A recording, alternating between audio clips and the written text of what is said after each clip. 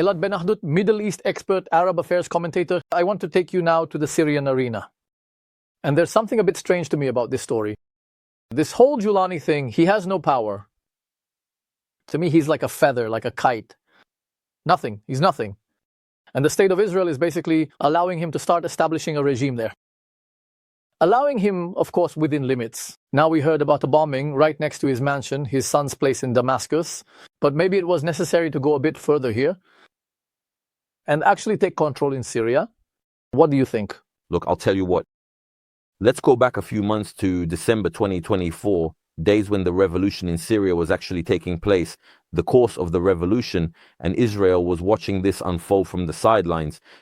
They understood that this development immediately served Israel's particular security needs because they realized that those Sunni Islamists, Ahmad Shara, Abu Muhammad Al-Julani, were actually driving out the Iranian Shiite influence from Syria, and they really did so. They effectively pushed out the Iranian presence after years in which Iran had turned Syria into a forward base. They drove them out. But look, it's just a created and created thing. The one who quickly filled that vacuum was Erdogan's Turkey, meaning it is essentially an Islamic state, a state of the Ikhwan, a Muslim Brotherhood state. It managed this entire process on the economic level. In fact, the one who will replace the malicious Iranian presence in Syria is Erdogan's Turkey today. And is it impossible to reach understandings with them? I'll tell you what. With Trump's mediation, who said that Erdogan is a close friend of his? I think something significant happened in the last day in the context of Syria and Turkey in this whole region. The Kurdish underground, the PKK, they actually announced the end of their struggle against Turkey. It was a very ideological underground movement which pursued the fight against the regime in Turkey to the very end. And they have, to a large extent, decided to raise the white flag or lay down their arms, however you want to put it. In effect, the might of Turkey, the Turkish Iron Fist, managed to suppress their struggle and force them to surrender. In my view, they served, if you will, as the last barrier to domination of Turkey within over Syria. Because those who remain today in the struggle alone are the democratic Kurdish forces in the northeast, the SDF. The SDF, whose aspiration, that is their political goal, is to establish a Kurdish federation in the northeast of the country. Now, after the seal, the PKK movement, which has been active for many years, has in fact already laid down its arms and ceased its armed struggle. Given this development, it's hard for me to see a situation arising in which they could realistically make any significant or substantial claims against the current regime or government authorities. This move, in which part of the Kurdish constellation is essentially dissolving, laying down its arms, it also presents a certain challenge now for Israel on the political level, both with Syria and with Turkey. What does that mean? Do you think the Turks have really taken control of the area? Or will they leave Al-Julani there and turn him into a sort of puppet state of theirs? Look, first of all, that's what's happening de facto. Julani is what you would call a puppet leader, just as Assad was in his time when he was a puppet leader between Moscow and Tehran. Today, Julani is a puppet leader for Istanbul. He receives his instructions from Erdogan's political bureau.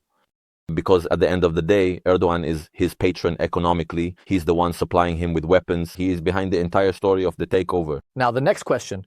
In other words, the state of Israel needs to consider the fact that Turkey is essentially going to be sitting with it on the same border. That is, it is taking territories from Syria, annexing them to itself, whether directly, whether as a kind of de facto protectorate, or essentially under its protection. In some sense, maybe Israelis need to wake up and realize that there is no state there anymore, it's over, and that there is going to be a border with Turkey. And it's better that this border not be right on the Golan Heights, but rather further inside. That's exactly the next thing I was about to say. Look, first of all, the Turkish approach, what's called the neo-Ottomanism, which aspires to return to being a dominant power in the region, an empire as it once was, in fact, is starting to take shape on some level. The state of Israel, in order to ensure its national security and to guarantee the Jewish settlement in the Golan Heights, as well as the Druze settlement in the Golan Heights, ultimately needs to make sure that, in fact, the forces of Syria, of Julani, which today are forces are pro-Turkish, if you will, with very, very significant jihadist elements. Because the DNA of all the people in those organizations is all Al-Qaeda and the Islamic State, ex-Al-Qaeda and ex-Islamic State, which means jihad, which means hatred of Israel. Single creditor, they were also created during the days of the revolution, meaning they have their eyes set on the road to Jerusalem. That is to say, but not long ago, we saw just now. To my question, focus for a moment. We're talking about why the state of Israel shouldn't understand and internalize the new situation and not settle for some corridor, but rather say, okay, I have the Druze here. They're inside the country.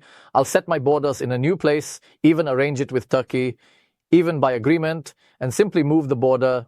Because if you don't create this security zone inside Syria, you'll find the Turkish border right at the entrance to the Golan Heights. And that's a very dangerous thing from my perspective.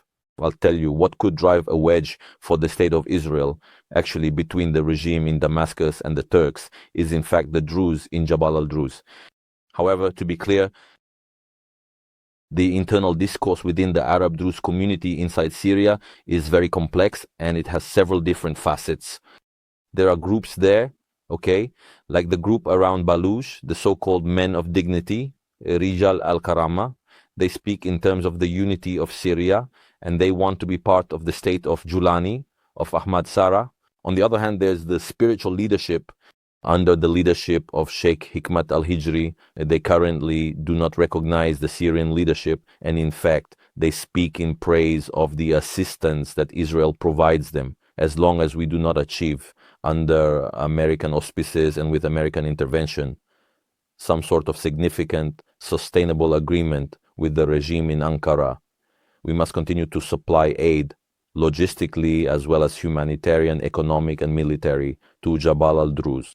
They are currently the wedge, okay, to a large extent, the wedge between the vicious jihadists sitting in Damascus and the international border on the Golan Heights and the Golan settlements. Let there be no doubt for anyone, that is exactly where they aspire to reach. If the opportunity presents itself to them, if the opportunity presents itself both to them and to the Bedouins from the Dara district to cut through fences, okay, and wreak havoc on Jews in the Golan settlements, they will do it.